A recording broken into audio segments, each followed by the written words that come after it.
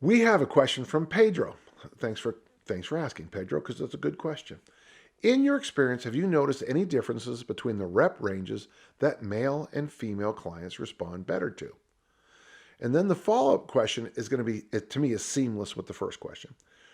Do you make any adjustments depending on the gender of the client? Well, let's do this first. Let's talk about equipment. The bench press in most facilities, the bench is far too high for the lower leg, the shank of most females. Yeah, I know we put the 45-pound plates or we put blocks underneath it. Why don't we just get benches that are more appropriate to women? When you work with kettlebells, especially the early kettlebells, my God, the handles were this thick. And that's way too big for a lot of females' hands. Now we have the much thinner handled ones, and I applaud it vigorously.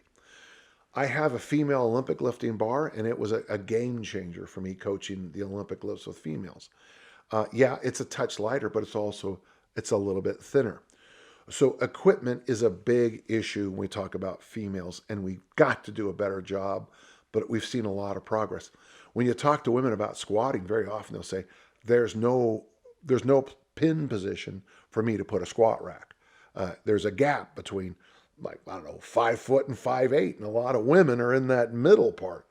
So there you go. The most important thing I ever read was the physiology of strength, and the author Heidegger has these concentric circles. So the first one is down here over the hips and stomach or waist or whatever.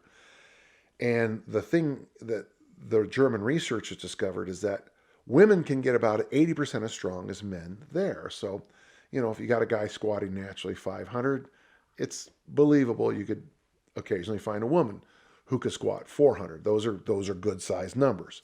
And I'm talking about squatting, not the stuff I see on the internet. But it's weird. So you got 80% adherent, and as the concentric circles moved out, women relative to men got weaker.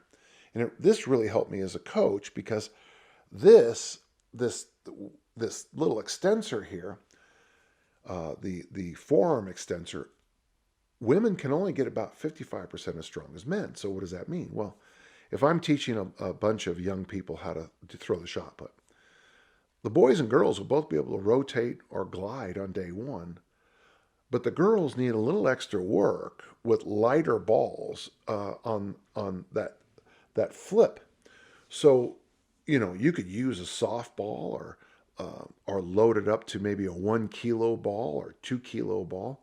But women need extra time as throwers to get that movement done, especially when you add the ballistic of the glide or the rotation to it. So you have to be aware that women are going to be a little bit weaker in certain areas in training. The concentric circle model is magnificent than men in some areas. But that leads us to the issue between the belly button and the chin, and that's the problem women have with most, especially upper body pushing stuff, the press family. I always think about Mindy, who could bench 140 for a single. That's impressive. But she could bench 135 for 10. And one of the great things I picked up is that women's max and rep scheme is radically different for men, especially when it comes to upper body push and even pull in some cases, most cases, I think. So you can't use any magic numbers. A female lifter, especially early, might be able to get 10 reps with a weight, and then when you jump up just a little bit, barely can get one. And so when you're programming the female athlete, client, you just have to keep in mind that the press, especially, is always going to be, and I'm going to say odd, but don't read into that. If you have, like I have, I've been lifting since 1965. I didn't start coaching women until 78. So I'm relatively new at it, only 44 years of coaching women. It takes a while to stop making these assumptions about women and pressing.